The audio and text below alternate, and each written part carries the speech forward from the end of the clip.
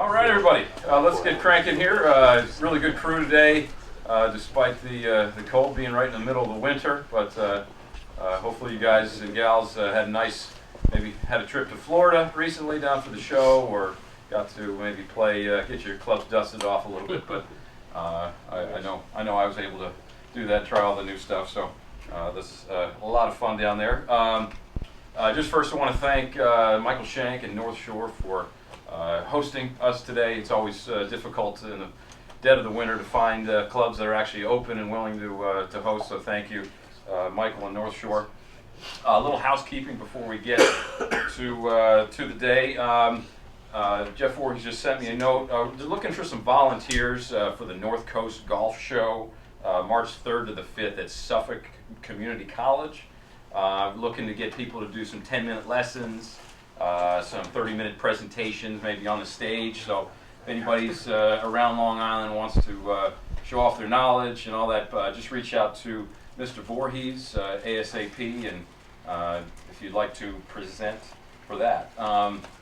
You know, we've got two great guys from Pete's Golf today, and if you ever gotten fit by any of these guys over there, you know that they do it first class. I had a great fitting experience myself a couple years ago. Went through the whole thing and really learned a lot. But I think they were trying to sell me subliminally Viagra during the trip. Yeah, he was talking about shaft droop or something like that. I don't know, but anyway. Droop's not good for that. But anyway, you know, but we've got Woody Lashen, who's co-owner of Pete's, and Kirk Oguri, who you all know and love. We were going to have Paul Ferrone here. Unfortunately, he fell ill, so Paul will have to share his knowledge another time. Pete's Golf has been a top 100 club fitter for since the inception of the Golf Digest fitting list back in 2011. It's just a phenomenal facility. They deal with a lot of different club companies, over 12, I think Woody was saying. So they deal with all sorts of fittings and can deal with a lot of companies. Woody's been with he's a co-owner now, and he's been with the group since 1982. Kirk came in a little bit after, although he got fit as an 18-year-old at Pete's, and has kind of hung around ever since. Officially came on board in 2011, and so Kirk he's been our Teacher of the Year back a year ago, and you know, they have a great system and some great knowledge to drop on us today. So thank you, Kirk and Woody. Take it away. Okay, great.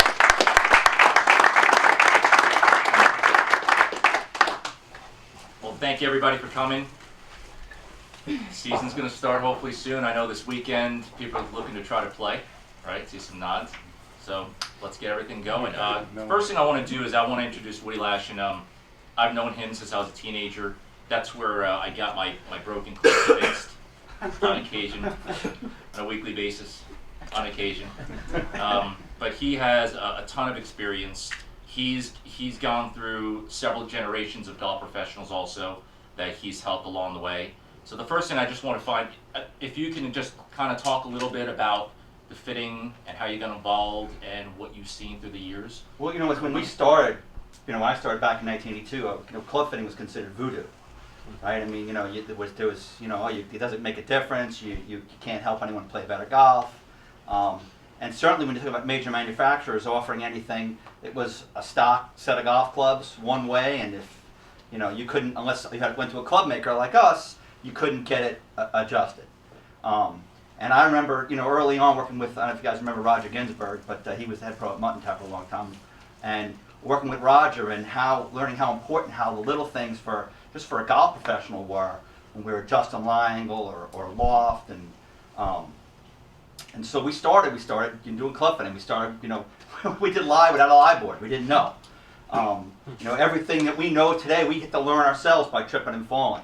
There was no seminars. You couldn't go on the web didn't exist. You couldn't go on the web and learn about it. And then certainly from the manufacturer standpoint, like I said, you know, back in the day, we'd have to get a set of golf clubs and pull them apart, which we still do plenty of. But and reshaft them, make them the right length, everything. Today you can get so much of that done from the manufacturer, which you couldn't have done years ago. So it's great, and I think it's just getting better. I mean, if you look at club sales from these major manufacturers, they're going up and up and up on what on the custom side as opposed to the stock side. And some companies like Ping are trying to be 100% custom. They're trying not to sell anything that's stock. And I think that's best for your members. You want your members to have their best experience playing golf. If they have equipment that is going to work best for their game, they're going to enjoy it more, and they'll come more and hopefully take more lessons and spend more money in your shop.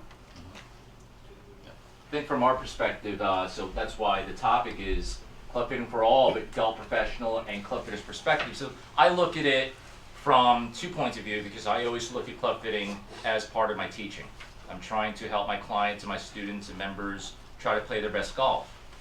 Sometimes you can put new equipment in their hands because it matches them. Other times you need to work on their golf swings a little bit, and hopefully we can try to lead them to improvement so that we can work on their patterns, because the compensatory fitting works on occasion for the person. We'll go over that in a little bit, but my whole view is that I'm trying to get them to play the best golf possible, and by trying to get their equipment to fit their future games is usually my goal.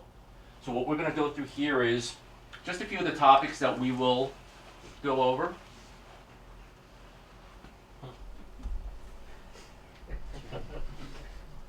May 18th. The first one is evaluate every golfer student's golf equipment. When you have a golf lesson for myself, the first thing that I will do is, through the interview process, I'll talk to them, kind of know a little bit about their games, and I will go through all their clubs just to try to look at it. I'll look for wear patterns. I'll look for anything that gives me kind of an idea of how they're using their golf clubs. What do you do when a customer comes in? It's critical. Before I talk to a customer for 10, 15 minutes before I had them hit a golf ball, because I want to know what they think. I want to look at their equipment, see what they're using. I mean, if you come to us for a fitting, we got to get a baseline with your existing golf ball. Because if you can't do better, you can't recommend a change. Something that we just had an experience where we told the guy, you shouldn't make a change, and the guy was like, oh well, I want to buy a new driver. But we want to do it ethically and do it right. I always talk about it's club fitting, not club selling. So if you don't know what they're using, you can't make a change. And we'll get to this later. But someone thinks, oh, I'm using a 1/2 inch low and 2 degrees upright. What is that? And is it really that? So you got to go and take it and measure it. So this is where we talk about the next one. We'll spend some time is measure, don't assume. You can take every manufacturer out there, their specs, their fitting equipment, and you're not really sure what specs they really are. And you just need to be careful with that, because it may say a certain label of a certain length, lie angle, loft, and then when you measure it, you find out that there's some variables. The reason why there has to be variables is because they're making a lot of them. So if you have a company that's making a lot of equipment, your plus minus is always going to be there. Now some companies are a little bit better when it comes to what their plus minuses are. Some companies aren't as good. So as long as you're aware of where your equipment stands, so every single one of you, if you have a fitting cart, I would bet that if you have a whatever company's 7-iron, whatever lie it's supposed to be, I would bet that most of yous are different than each other. So just be careful that number one, your client and your students' equipment specs, and then what you're putting into their hands when you're trying to fit them. Because that's the only really fair way. And then the other is, we're going to go over in the second half after we take a break, is the club fitting advice. Things about loft lie angles, center of gravity, how to measure things, and we're going to pass along a couple clubs, and we'll just show you how we go about measuring things. What is club fitting? So what I wrote down here is club fitting, in my opinion, it's not a fact, just my opinion, club fitting is the science and art of building golf equipment custom fit to an individual and to their specific needs. Now the person's needs might vary. One person might, I just want the greatest everything right now. Another person's needs might be, I'm learning the game, I want to improve, and how could I get some good equipment for the future? Another person might be, I play 3 times a year, I only play with my boss in outings, and I just need something that I can hit a little bit better. So those needs are all different. But the whole idea is, there's a science, but there's also an art, just like in teaching. You could have all the greatest equipment in the world. You could have the greatest launch monitor and the gears and the blah, da, da, da, da, da, da, right? And if you don't know how to interpret it and you can't translate that to your clients, it's useless. So there still is an art to being able to talk to your clients, being able to figure out where they're going, knowing what their means are, budget-wise. So that part there just takes some experience, just like in teaching, in my opinion. This is more specific to me, more than Woody, because Woody is a club fitter. He's got great experience. He has very good golfer knowledge, but he does not teach. So that's not what he does. But this is something that I look for when I get in front of golf professionals. So do your best to turn every golf lesson into a club fitting opportunity. And the reason for that is, by show of hands, how many golf professionals charge for golf instruction in the room? Yeah, so you're laughing, right? So you're laughing because it's a service to your membership, but you all charge for it. Now, how many golf professionals charge for club fittings? Less than half. Now that's specific to the club and your facilities needs. Now I understand that there are some facilities that selling clubs and fitting is just part of a paid service to your members, and that's fine also. But now you have a lot of assistants out there or teaching professionals that go out there and spend some busy time on the weekends, and they're selling the equipment for their membership, but they're also taking away from the lesson income. So it's just something that I look at.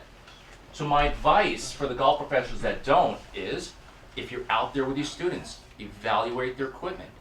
Figure out where they are. If there's something that you could put in their hands that you feel like is going to better their games, you're not selling something, you're honestly looking at what they're playing and you're suggesting something that could help their game. So as you're in a fitting, or I would call really a lesson, you can still fit them for what they need. Does that make sense? Can I say something? Yeah. You know, I see it all the time where I come in and I ask my clients, I say, do you take lessons?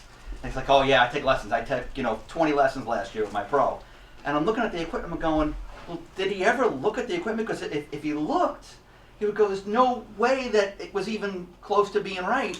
And that guy really, listen, it's bad for me to tell you that because he should be going to you as opposed to me. But if the pro then because then what happens is, I end up, changing the clubs and the guy starts hitting the ball better and he goes, oh man, my pro. I'm like, no, you don't get it. That's not what he does. He's teaching. But if the pro had looked at it and go, I think there's an issue here. Maybe I'm not an expert in that. Let me get you to a club fitter. When that happens, and we got a couple guys in this room that send those clients to us, that pro looks so much better. Like, oh man, this guy, he knew what he was doing. It's kind of like, being a doctor, right? So you're a doctor, but you're not a knee surgeon. You see the guy's got a knee problem. You say, hey, let me send you to a knee surgeon. Those pros that do that, their respect with their membership, the membership belief and confidence in that professional is so much more than the professional that says, nah, I don't want to sell them clubs, I don't want to get involved in doing it, and they end up coming in or going to us or somebody else, finding out their equipment is wrong and going, I've been working on my swing all this time, and of course I couldn't make it because the club was too heavy, it was too light, whatever it was.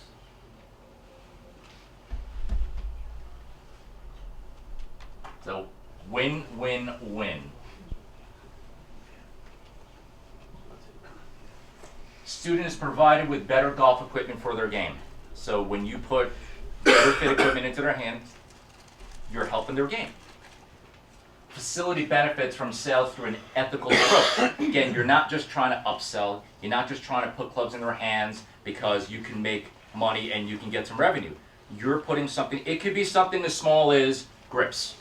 You look at somebody's hands and get these huge old mitts and they're playing these Tour Velvets on dynamic golds.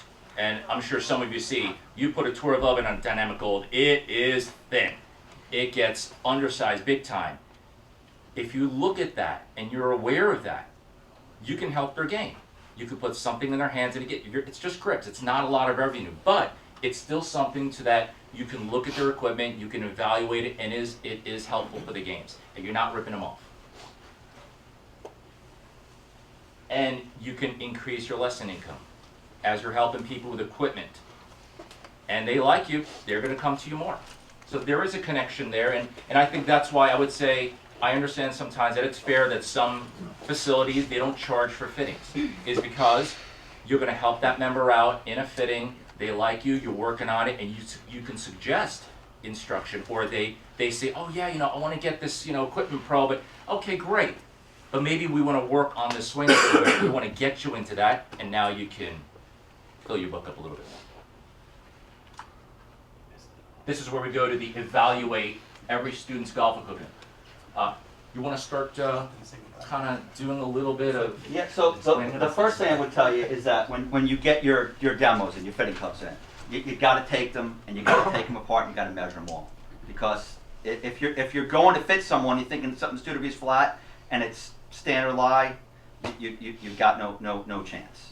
And I'm telling you, we see it all the time. The fitting clubs come, they're not the right length. We discovered something this morning. We're looking for a standard club from one company. We know what the spec is supposed to be. We go to the back and that's not that length.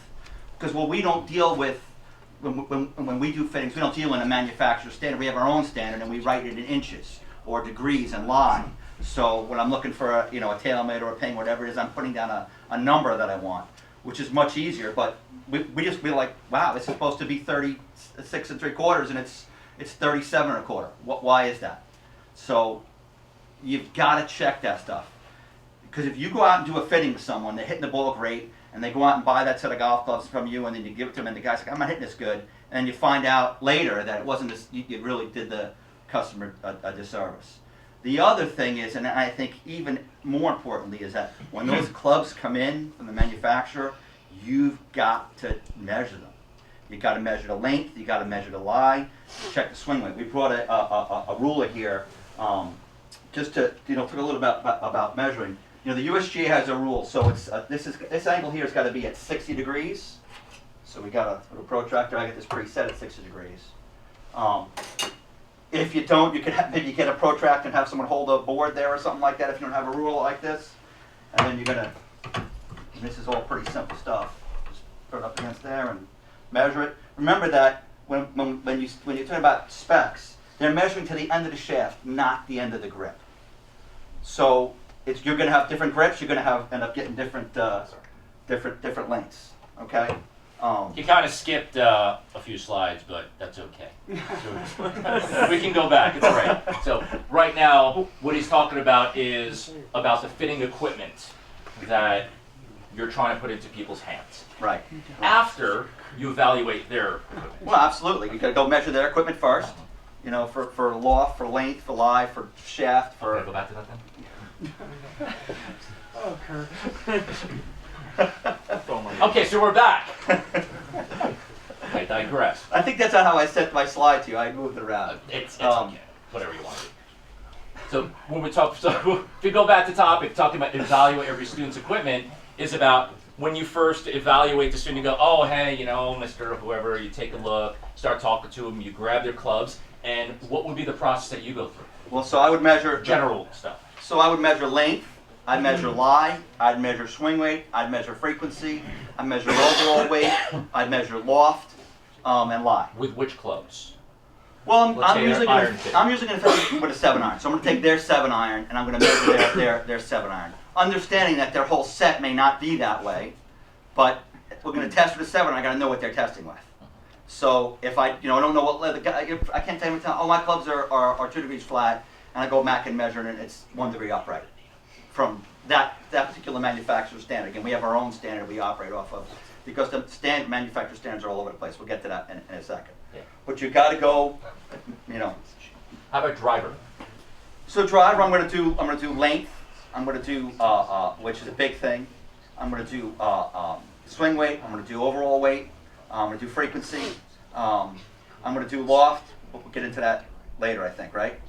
Well, general, just like that golf club, if you can see right there on the table there, that is a pretty useful, inexpensive device that we can measure for general lie angle, how it sits. You can measure face angle based on how it soles, and then you can get true loft, where you can actually set the face to 0 and then figure out what the true loft of that driver plays based on where you measure it. Because higher on the face compared to lower on the face are all different lofts. And that's where sometimes you start to see ball flight changes and launch angles. Because every driver is going to have some curve to it, both vertically and horizontally. One of the things I Hold and find roll. with doing that, by the way, is that you've got to measure it yourself.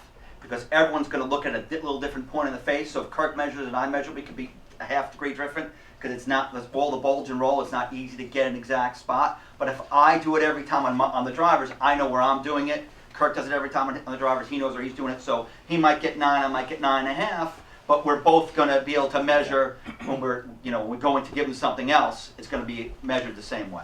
Yeah, I mean 9 and 9.5 is pretty close. But if you get someone going 9, someone says 12, you probably have a little bit of an optical difference there. So Yeah. then what we'll do is we'll actually mark the face. I'll measure the depth or height of the driver, and I'll center that by millimeters, and then I'll measure that point. So if you need to be precise, you can do that. But when you're first evaluating the student's equipment, you can't get that Because crazy. you don't have that much time. You don't, right. You got a little bit of time. You can go for 5 minutes and do measuring. You don't have half an hour. Find the exact center of the face. It's going to take extra time to do that. Yeah. I can't. If I run into a problem where I'm really needing to be specific, I'll say, hold on a second, let me go back and make sure I get it exactly right. But a lot of that times that will be where I think I like that person's equipment and I'm not going to change it, and I want to be exactly sure of what I'm doing. Right. You're what we call blueprinting, right? You're Yeah. blueprinting their equipment Yep. to figure out why they like it. It's like, oh, why does this person like this driver so much? It's 10 years old, but it still works really well. So you want to know what it is, the characteristic of that club is. You want to know what the weight is, size is, etc. of why this whatever older NV65S that people still like. It's like, why do they still like that? Yeah. Well, it's good for them. Yeah. One of the things you got is the shaft, right? So shafts are all different. Having the guy brings that 10-year-old driver to you, you got to try and your memory banks. What was that shaft? It's going to be hard to find the profile of it today. But if you've been doing it, you start doing it over 10 years from now, you remember. Oh, I remember that shaft. It was really stiff in the tip, but that was really weak in the tip. Maybe this is what's causing It's the like a Graphiloid, what is that? Graphiloid blue that A Stenson Prolunch. still plays? Thing is a Yeah. pipe, right? They And called you that still soft in the like- tip. Really? They did. Yeah. Okay. The Good red luck- was good luck with that. a tip, Yeah. stiff one. Oh, sure. Um, So here, on your client's equipment, wear patterns. Look at your club face, right? Take a look at where the impact locations are, tendencies are. Look at the sole, look at where the wear marks are. Look at the angle on the sole. You see how many times you see a driver and you see the T mark swiping right across the toe? You think they have an open face to the path? Probably. And they probably wipe it on the toe because they're swinging left. Kind of that all works together. there's two, if you will, Kirk and I kind of look at different things, right? So Kirk is going to be is only teaching someone. So if he sees someone having a swing flaw, he's going to say, hey, look, we got to work on this before we change the equipment. Maybe the equipment's causing the problem, maybe the equipment's not. For me, when I get that guy, and I'm asking them, do they take lessons? Do they not take lessons? And most of the people I get, well, I'm not taking lessons, and I'm not going to take a few lessons. I don't want to do it, even though they should. They don't want to do it. I got to go by exactly what that person's doing. I got to look at that wear patterns is critical. Looking at their swing, seeing exactly what they're doing, so I can adjust equipment to help them best. Where in Kirk's case, he's going to say, well, look, we've got to fix this flaw first before we can fit you. Maybe the equipment's hindering it, maybe it's not. Maybe you have to go stopgap. I mean, I can't tell you how many times I get someone comes in and they tell, well, I'm working on it, I'm trying to do this with my teacher, and I can't get it. And I go, well, the equipment's killing you, but I don't want them to have to buy 2 sets of golf clubs, so we'll take one of their clubs and reshaft it, or maybe we'll build one prototype club for them to take and go work on with their teacher for a month, and then refine it a month later, and then give them the set. Now sometimes someone comes, I don't care if I'm buying 2 sets, I don't mind. I want what's best for me now, but you've got to take that into consideration. The person willing to work on it, are they going to take lessons, are they not? I mean, the member that comes in that plays 5 times a year not taking any lessons, you got to fit that guy to what he brings to the table, because he's just not This guy, he really didn't see the presentation much, right? But you must have gotten a hot tub time machine, because the next slide explains the whole thing he was talking about, which is, now you can elaborate, lead the golfer to improvement. So it's amazing. I think he moved things around. I did.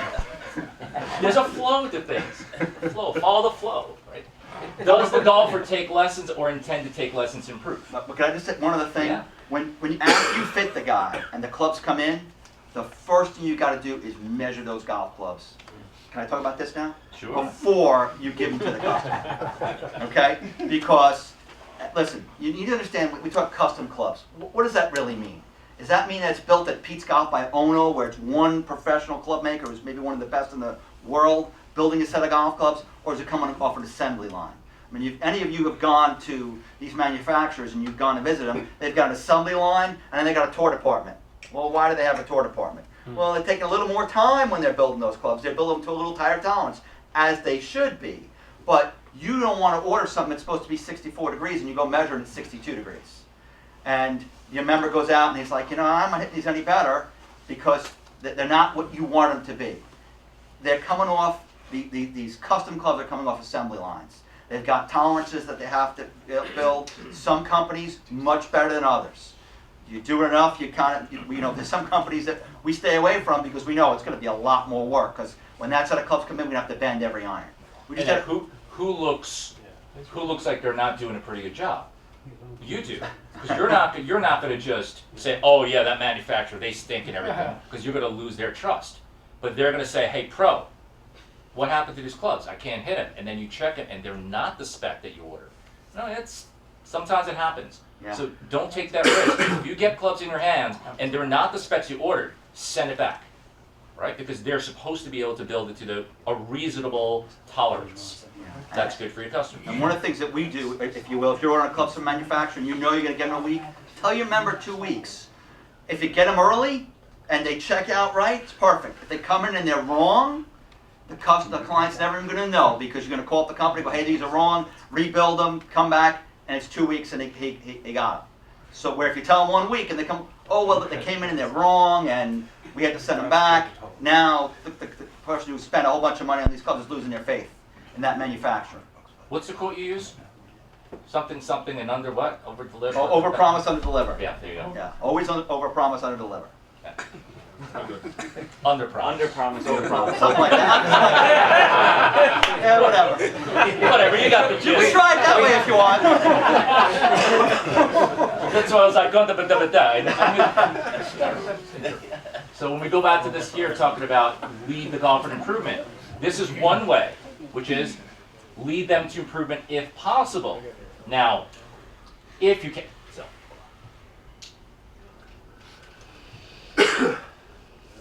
No. Love technology. There we go. Yeah, sometimes it does. It's okay. It's missing. It's missing. If not, right? If they're not going to take lessons, and that's what you're talking about. If, hey, I'm a 3 times a year golfer, I just want to go out there a couple times. I have no time. I've got young kids, got a young family. Just do me a favor, just get me some equipment. Then you're going to provide them a compensatory fitting and fit them best into the best possible equipment for their current swing patterns. And you're going to make them happy, right? That's what they want. They're not looking to take a series of lessons from some pro that they don't know or anything. Just get them some good stuff. And that's, I think you experienced that plenty through your years. A lot. They're realistic. They know that they're working 60 hours a week and they got 2 kids and they get to play golf once a week. And they'd love to take lessons, but it's just not in the plan. So you want to make that person enjoy the game as much as they can. And then you know what? If you do it and you help them out from the lesson side, maybe years down the road when they get a little more time, they might come and take lessons from you. But if you just shove them off and give them the wrong thing, they're not going to come back. Yeah, you can't force them to. Yeah, sure. For you more so than Woody, how long does the fitting last, and how long do you usually take to try to get the swing more repeatable or a better path? In regards to, It's a good question. For me, I 'cause you're always charge by trying my to teach time, so I don't base how much time a client needs based on the club. but what would be a standard fitting time for, say, irons? 1 or 2 hours. Okay. And how long are you going to take to, 15, 20 minutes? What are you going to do as far as For to me, try to get the swing? as where you long can as make I it have a better? good understanding of what their patterns are, Right. and I have an idea of what types of clubs I could put into their hands, Mhm. then it could be anything from a practice swing and a half, Okay. 10 minutes to maybe a good 45 minutes of just Mhm. working on the swing.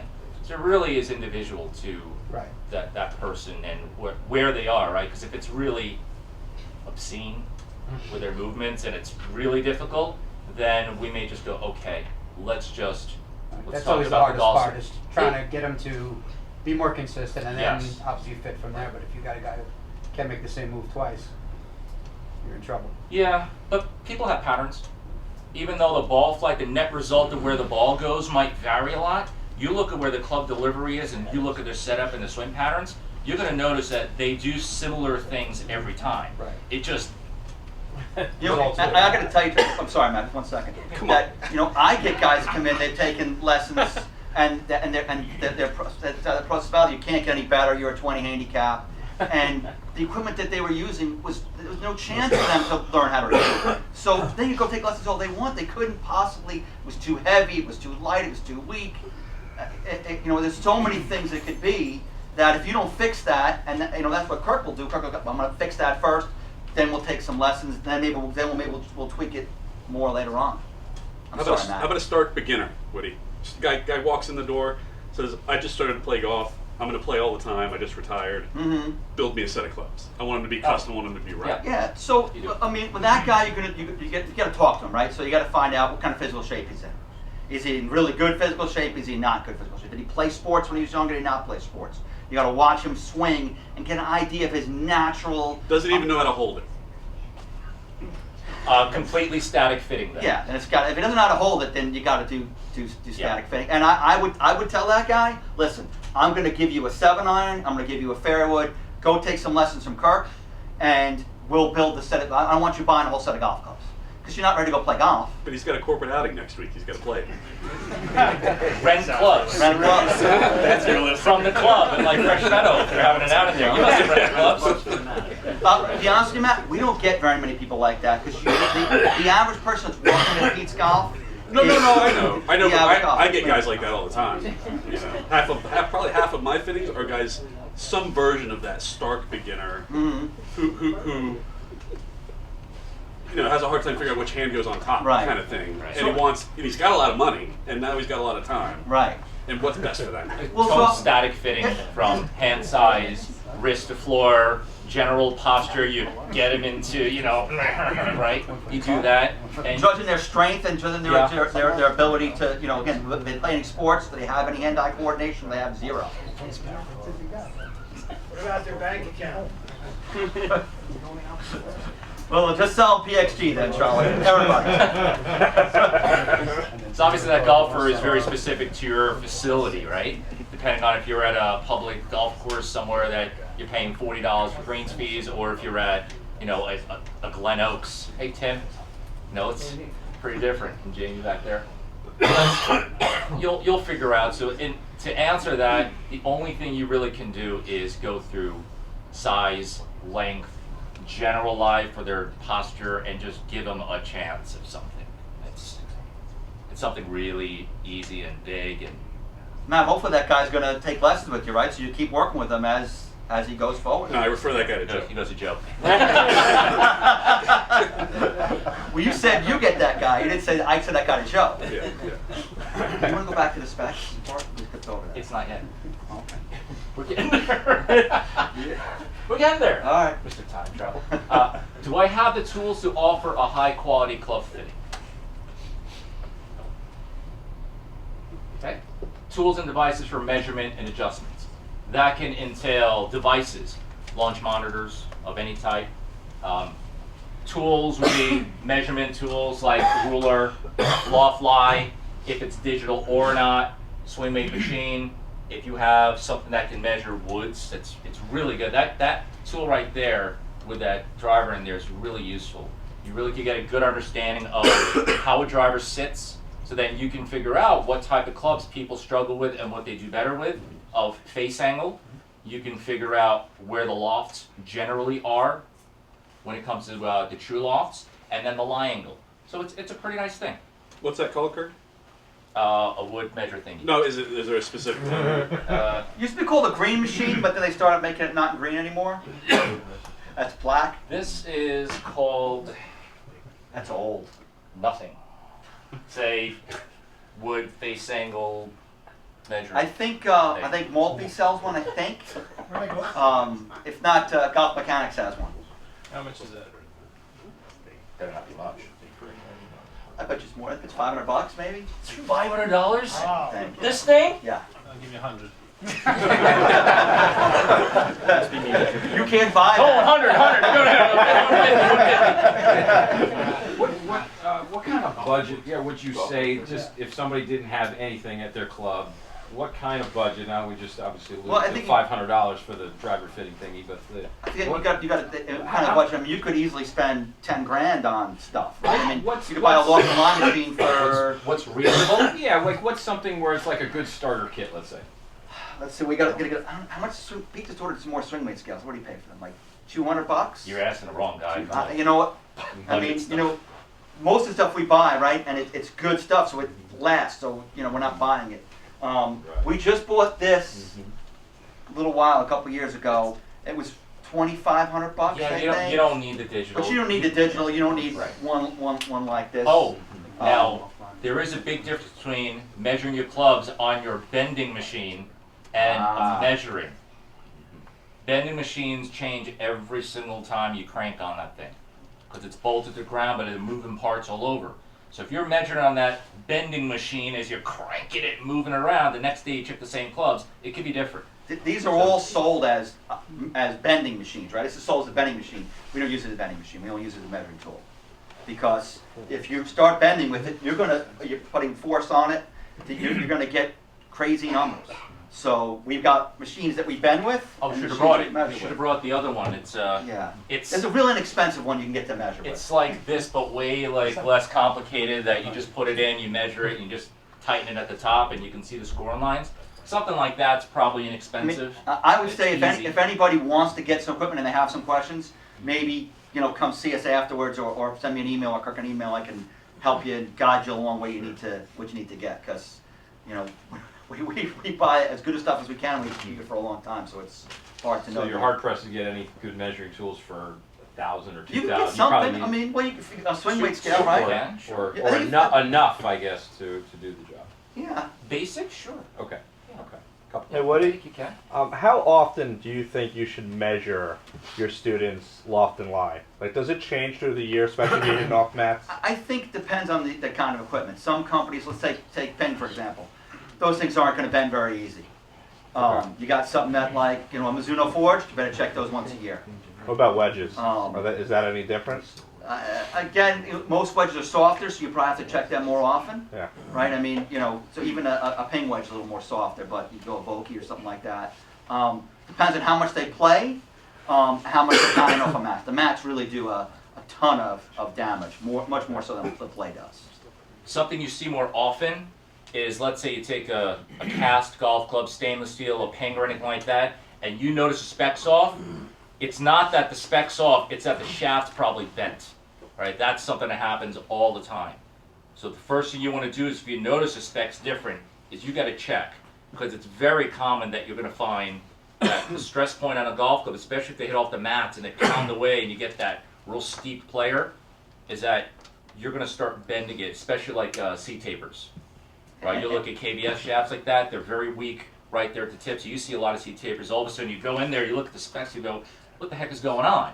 And it's usually because they bend at the hosel, and not that the lie angles of lofts go out. Yeah, it's like anything else, right? If you go measure it and you see it's 3 degrees off, look careful.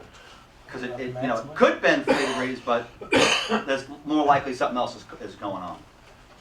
Yeah, if a ping head's 3 degrees off with the head, something's really wrong. going on, because it can't be the head. You guys mentioned the difference between using a device to measure and one to bend. So we've got a Mitchell bending machine.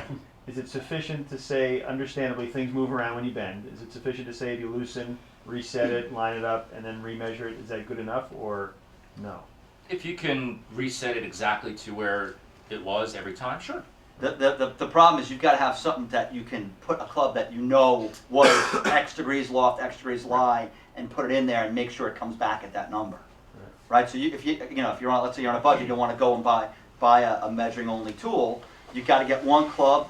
Maybe get the main manufacturer. You say, hey, look, send me a 7-iron that is measured at 32 degrees and 62 degrees, and then you measure it, and then every Monday you go and you put it in and make sure that the machine is measuring that one properly. Right, so if you calibrate it often enough. Yeah. you can do that. The other thing is that when you're measuring, let's say, a set of golf clubs, right? So if you say, well, geez, they're all off by ½ degree, chances are you're off by ½ degree. If one's a ½ degree too high and the other one's a degree too low, okay, now you're starting to see that there's some variables. Because even as good as these machines are, you have to line it up with your eyes. Right. So you have your own variables that can change it by almost a degree. So there's a degree's not that big a deal, right? If they're all matching, because even the OEMs, the manufacturers, even if they specify a specific degree, it may be a little bit different across the board. But there's still human error with everything. Just try to do the best we can. So, do I have the tools to offer a high quality club fitting? Tools and devices for measurement and adjustments. Large spectrum of fitting clubs that are measured to spec. So we always stress the measure to spec. And if you can, write it down. Put a label on the shafts, put a label on the heads. Just mark them all. It doesn't matter how you do it. Just know where they are, so that when you put it in someone's hand, you grab this like, okay, I know this, what is this here? Bertha 7-iron. You'll have maybe a little sticker there that says 30.5 degrees of loft, whatever it is, 63-degree lie angle, whatever, how many grams of, how much it weighs, something like that, so you just know when you're handing it to somebody that if you order it, after they hit it and they like it, you know how to order it. And then hopefully when you get it, it's like the way that you ordered it. Okay? Post-measuring equipment for accuracy. Oh, there you go again. So, for accuracy. Inaccurate. Right here. So, post-measuring equipment for accuracy. So when you receive the clubs, check the specs. Now, if you don't have time to check every single club, I understand that. So maybe check a 6-iron and a 9-iron, right? Just kind of skip a few and see how they are. If they're the same and you like where they are, okay. But I will say, right, most of you probably have an intern. They're just trying to learn. Man, have them measure everything. They'll be learning about measuring, and you'll be giving your member a much better service. And if not, the head pro can do it. Are you the intern? No. Yeah, Dave. What do you see now most people are doing components compared to have one standard lie head and then they put a plus a half, a plus an inch? Obviously, it changes the lie angle there.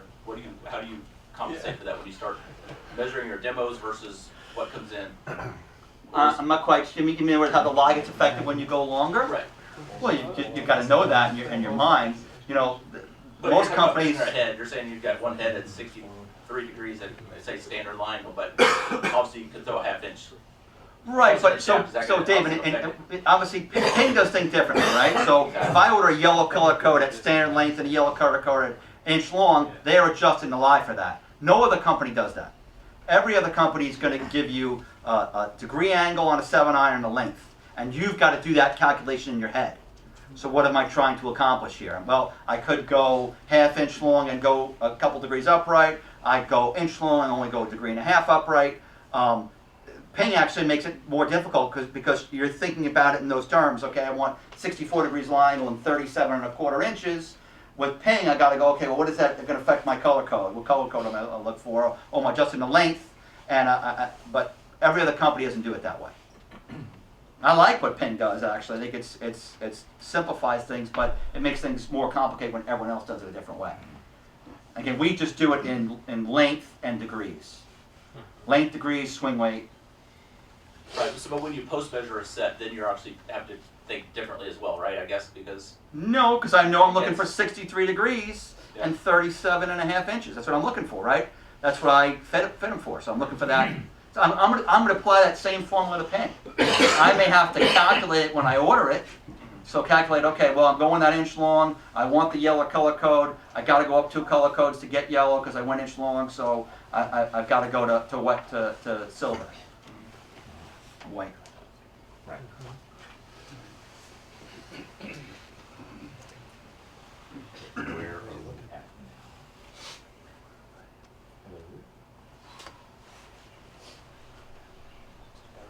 Just so it's much better that Kirk did this, because if I had done it, it would be all over the place. This is one of the things that I think is so important. There's no industry standards for anything. In fact, if you look at some companies, they change their standards as they change their models. So you're out there fitting a guy for, you know, Callaway, and you got an Apex.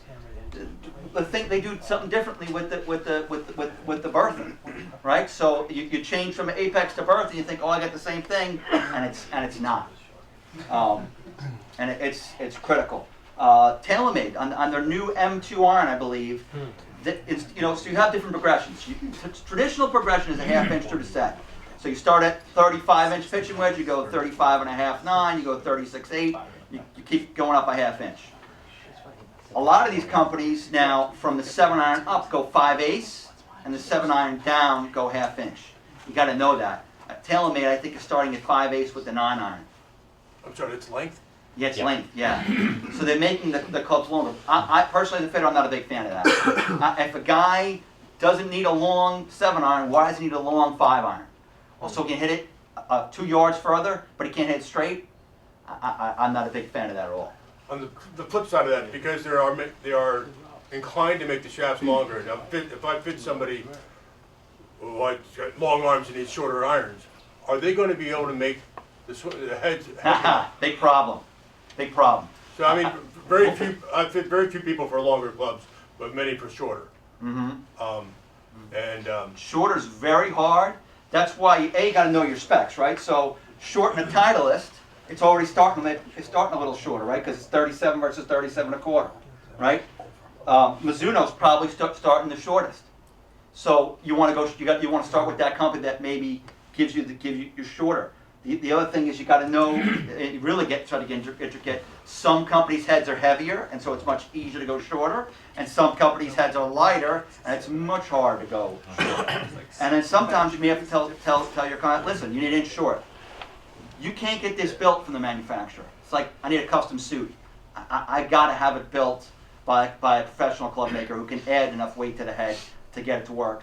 And even there's sometimes things that can't be built. I mean, we do it all the time. We go and we figure out we want to do this formula, and we've got to go, can we get a head weight that's heavy enough at that shaft length, at the shaft weight, to work? Sometimes the answer is we can't do it with that manufacturer, we got to do it with another manufacturer. Or you might have to manipulate that with grip weight. Try to, just like, hey man, in order to try to get the swing weight up, you might have to use a 25-gram grip. You just get that swing weight back, feel in the head. Yep. Conversely, you get a club, let's say a certain manufacturer, heads are very heavy, but they need, big tube. Needs like 1.5 inches long or something. Now the heads are massively heavy. Might have to go with a heavier grip just to try to counteract that heavy balance in the head. So these are the little things, yeah, Louis. So if you're ordering clubs from like Callaway and you say, well, you give them the guy's specs that you want for your customer, they don't adjust. Like if you want to go 1/2 inch shorter or like a 1/4 inch shorter, they're not going to adjust the weight for that. So the answer is some companies will and some companies won't. If you're talking to the custom department, typically you could ask if you have for the heaviest heads you have, but you're not going to get them. So I mean, Some do, some don't. Some do, some do, and some will tell you they will, and some tell they won't. And sometimes you really have to push them. Some companies that will do it, and then you get the guy on the phone and they're like, no, we can't do it. So that's why you have to measure. That's why you have to measure. That's why you gotta. But you got, some companies again make heavier heads to begin with. Driver is again something that's really for us a lot easier to do. Because if you're going to go short in driver, and you're going to order from the manufacturer, here's where you want to go, right here, the Titleist. Okay, they've got those weights in the back, and they can make you a 44-inch driver and make it a D0. Where, good luck doing it from pretty much anybody else. Well, Ping you can. Not at 44 inches. Oguri can at 42. Well, They got 3 weights you can put on. So certain manufacturers, you have more adjustability built into the head itself, right? Now some other companies have heads that are lighter from the start. So you just have to know which companies tend to have certain characteristics. It's also a philosophy of the company. well, I apologize, by the way. Ping certainly can. You just can't use their stock shaft. Right. Because their stock shaft's counterbalanced. So if you put a regular balance shaft in there, you can easily go 44 inches, absolutely. Yeah. And you But put you a gotta know 14-gram weight in the back, and now you've got this big, heavy, massive head at a short length. So you've got to know. For us, going shorter, if we don't have enough weight, we just put hot melt in it. We've done it for plenty of you guys come in, and we're trying to maybe adjust the weight or maybe adjust the CG, something that we can do. Everyone knows what hot melt is? if you leave Are you your giving hot- me an what hot answer? melt No. Are you giving me an answer? I want to know if you leave your hot melt in your trunk, will it move? It can. If it's above, let's say it's in your trunk and it's hot and it's 150 degrees, it's rack glue. That's what it is. So rack glue, you get it hot enough, yeah, it can That's how we move get it, loose, Charlie. become liquid, it can get loose. And you won't necessarily know it because it's not gonna. It may move to a different spot, but it's not gonna rattle around. So It'll drip, right? Because it's rack glue. So if you heat it enough, it becomes liquid. That's how you can inject it, and you can move it. And once it cools down, it's going to become that sticky rack glue. Well, that's rattle stop. Isn't there a difference between rattle Same. stop? same thing. It's rack glue. Same thing. Every manufacturer puts a couple grams into their every head, Of so that if ra- something of rattle breaks, stop, of rack glue. But Yeah. hot melt's isn't it a different thing where you got to melt it in order to get it in it's the there? same thing. They're doing it. If you will, they're putting like 2 grams in. Rack glue guy. Okay. He's making the money. Rack glue. If they put 2 grams of hot melt into the head, So you don't that if use- something breaks you don't use loose, the glue it gun catches with the onto that melting part, the sticks and it in. won't rattle around. What's that? So remember, You don't it's like use once the it's glue gun rattle melting around, sticks to they put have to all put it the in. hot No, melt. no, it's in a gun. You put rack glue into a gun, and you heat it up, and you plug it in, and it heats up hot enough so that you just We're talking about pour putting 4 10 grams grams per in. squeak. Yeah. So a lot of it, where just every manufacturer puts a little bit in there so that Right. there's no rattles going Well, around. for debris, because anytime you have a driver, there might be a little bit of debris in there, so you put a little bit of hot melt in there. And some other manufacturers put it in certain spots to actually change the sound. Deaden the sound a little bit, make it sound a little thwackier, which I think a lot of good players like. Hey, Oh, Kirk, yes. can you guys talk to us a little bit about driver length? I mean, over the years, driver lengths have gone all across the board from 44.5 to over 46, and every time we ask the manufacturers or the reps when they come in, we get the runaround, got it for 20 years. What do you see as kind of the average driver length for guys? What do you see as like the maximum people can perform at? You hear the tour averages are under 45. 45 and a quarter. Okay. It's to average on it. It's longer. Yeah. So, what do you guys see over the years as a good for our members that are It's like 12 to 20? You like my pants? No, got that little slit on the bottom, right? Nice and trendy, right? You look at that. Before it was pleats and stuff. I mean, it's the industry kind of jumps onto a movement, right? Oh, go a little longer, make it lighter, or But go from a shorter. Shorter is better. But performance-wise, what's best for our average I mean, golfers? that are- I would tell you, we start at 45 inches, right? So 45 inches is our standard, and rarely do I sell a driver over 45 inches. Not that I don't do it, because you do get, especially someone who's older, who's lost club at speed, who's able to actually gain some speed with maintaining solidness of contact, and we can go longer, but that's much more rare than we go shorter. Because It's player dynamic movement specific. You get that person who's got that kind of really short, quick tempo, they're going to struggle with that longer. But you get that golfer, you see them, that's got that real long kind of fluid swing, doesn't really put a lot of transverse load on it this way, it kind of gets it out. They can handle a longer, lighter club.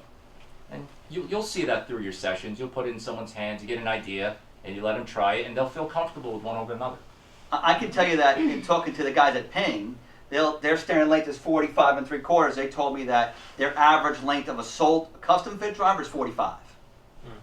So they're, if they're saying if someone's paying attention, their average length is 45. If they're selling off the rack, it's 45 and 3/4. And the reason why they do that is because when the guy walks into the big box store to try a driver, he's looking for his home run drive, right? So, I hit that one 250, great, give me that driver. Well, as a club fitter, you don't care what the long drive is, you care what the average drive is and what the dispersion is. And do all the manufacturers measure the driver the same way? I know at TaylorMade, they used to tell me, well, in tour we measure it from here, but in stock we measure it from there. So now we get all confused. So when I go to measure a member's driver with a ruler and Well, the USGA put a rule into effect about 10 years ago Here. with this ruler, right? USGA put because when they put the cap on at 48 inches of length, they had to devise a way to measure because everyone measured differently. So they came up with this. They said, "Hey, we'll put a ruler, put it at a 60-degree angle, like that." Right. So 60 degrees. Can you see it? I should do it. You should do it on the camera. And then you want to do that with the camera?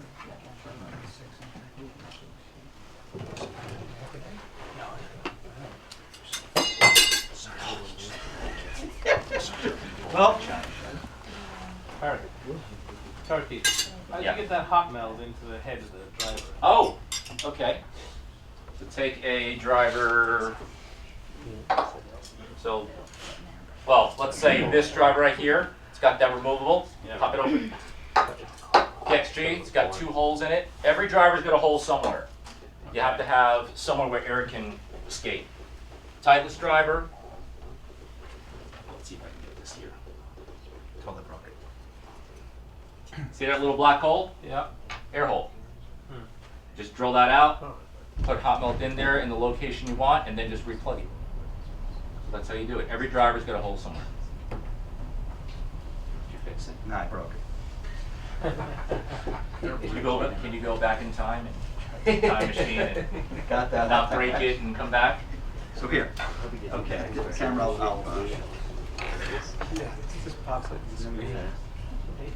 So everybody could see this broken thing here. Can you So it sets it at 60. Yeah, we can get it. see it? Yeah. So you set that at 60 degrees. Right. Okay? Once that's 60 degrees, take your driver, you simply sole it against that. Doesn't matter how it's sitting in the toe or the heel, that's the USGA rule, 60 degrees. So this happens to be a raw uncut driver shaft, which every club we get is always uncut max length. And then you measure, again, the USGA is going to measure the end of the shaft, not the end of the ground. Right. And are all manufacturers measuring that way? Have to. Have to. Because so when you're going back to the time before they put the 48-inch limit on drivers, there was all different. In fact, there was a big argument because some companies measured one way and other companies measured another way. The USGA said, well, if we're going to put a length in, we've got to put a way to measure. Right. And so that's how all clubs are measured, even though maybe that's not right. That's how all clubs are measured now because the USGA put that into effect. The 60 doesn't change on an iron, it stays the same. Yeah, it's the same all the way through. Even though it is tricky, you know, something Yeah. is if you have a person that plays a very flat lie angle compared to a very upright lie angle, the lengths will be different. So if you put a shaft, did you hear that? Yeah, it's pushing Right. the other way. So if you have the same fitting shaft that's supposed to be 37 inches and you get a 7-iron that's got like a, what's the most of it, like a silver ping, and you put them into like a gold, they'll be a different length. So that's why you should measure it at that 60 degrees so that's okay, that's how they measure. But they will be a little bit different. Okay. All right, so it's 11 o'clock, so we'll probably take a little break. So here's a random question for the day and we'll go to break. Which animal would win in a fight? A lion, a B tiger, or C bear? Definitely not me. Definitely not a tiger.